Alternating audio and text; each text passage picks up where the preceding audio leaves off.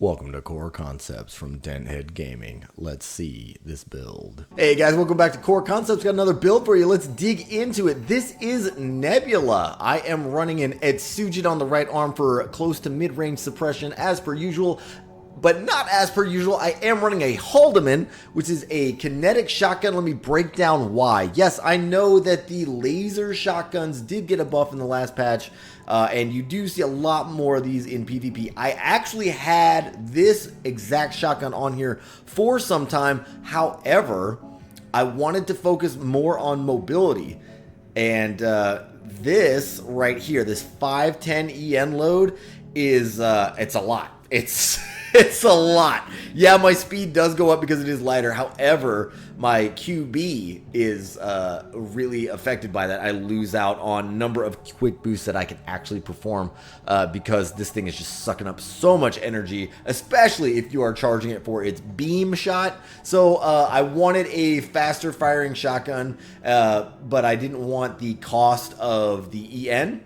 So I opted for the Haldeman, because it has the fastest reload time of the kinetic-based shotguns. So that is why I did that. I could have went Zimmerman and been like pretty much everybody else in PvP, but I did not because, again, I wanted mobility. And it is lighter than the Zimmerman by a lot, and it has less EN load. And as far as EN to damage, it's actually on par with the Zimmerman. So I opted to keep it. I do wish they would just make the reload time a flat second.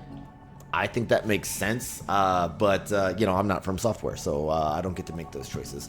Anyway, supporting these two arm weapons on the back, we've got the VVC 703 PMs, which means plasma missile. These are the triple burst missiles. These are actually just here just to keep the enemy on their toes. They don't actually have to hit to do damage because they are AoE based, which comes in very important when we start discussing inside parts. So keep an ear out for that.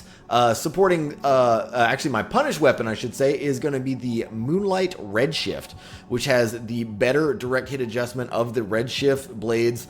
And I normally use it for this attack power, 727. With the double consecutive hit, which I think, you know, quick math tells me that's 1454. So correct me in the comments below if I'm wrong, but I think it's 1454 plus the direct hit adjustment will boost that because it's a pretty high direct hit adjustment. So you can actually take a lot off the enemy should you get that hit. Anyway, oh, and not to mention these are also, this stat is also boosted by the arm, so you can expect even higher damage because it is a melee weapon. It does count for melee damage. So that is a double boost, which is really, really nice if you get them staggered and you nail them with that thing. Moving on to the frame, I've got the Mind Beta head. Okay, moving on to the core, because I've discussed Mind Beta way too often. The Fermiza, I opted for the Fermiza over the Alba because its stability is just better. It is also lighter. The EN is better on the Alba, but that, I mean, it's over 1,000 pounds, where it's just lighter, and it's focused more on mobility. In my opinion, the Fermiza is the way to go. Yes, the Alba can get you better efficiency on your quick boost, but the Fermiza isn't that far behind. And as far as generator output goes, your Fermiza is actually better than the Alba as well. But if you do build this, you can put the Alba on there, and it will be functional and operational. But I am going to stick with the Fermiza because, one, I like the way it looks. Two, I like it. that's my reasoning. I like it. Also, I think there's, even though these are very well balanced in the Alba, I'm actually perfectly balanced. I feel like when it comes to combat, that the Fermiza just performs a little bit better defense-wise. So yeah, I'm just keeping the Fermiza on there just because it's super light and keeps me fast and mobile.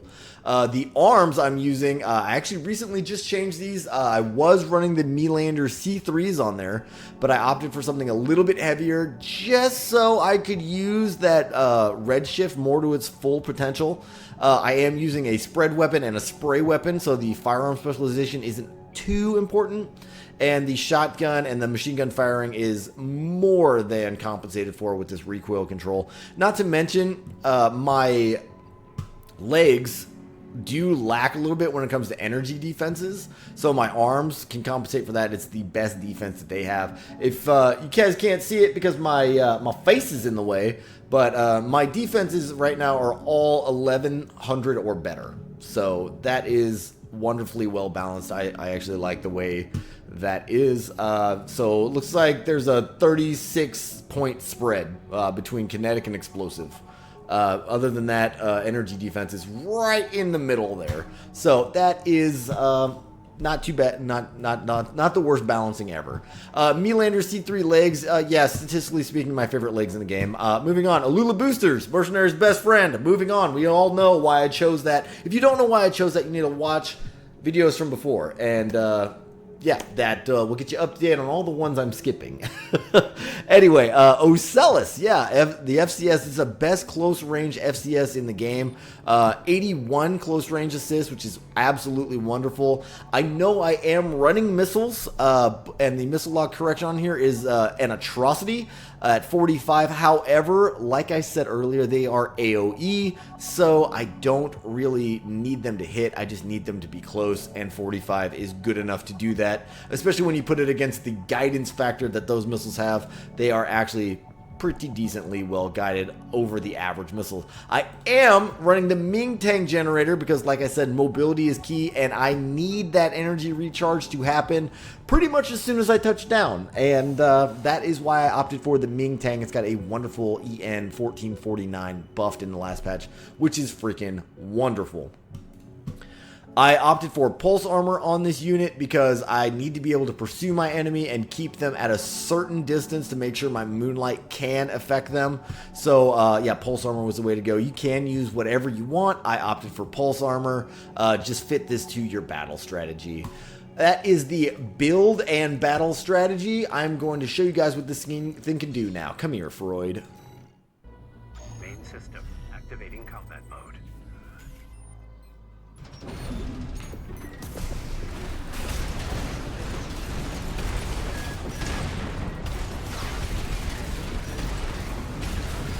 Want to make sure you use that quick boost to dodge attacks and keep the distance between you and your opponent with this build. And just keep harassing them with all the other 3 weapons and wait for your window for that, that moonlight.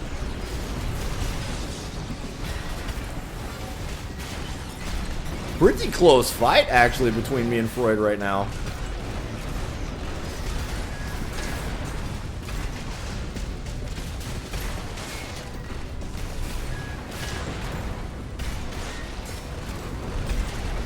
This should be a stagger. There we go. That's what ended it. That's why I named him Nebula. That purple and that red just kind of looks like a nebula to me. So that was Nebula.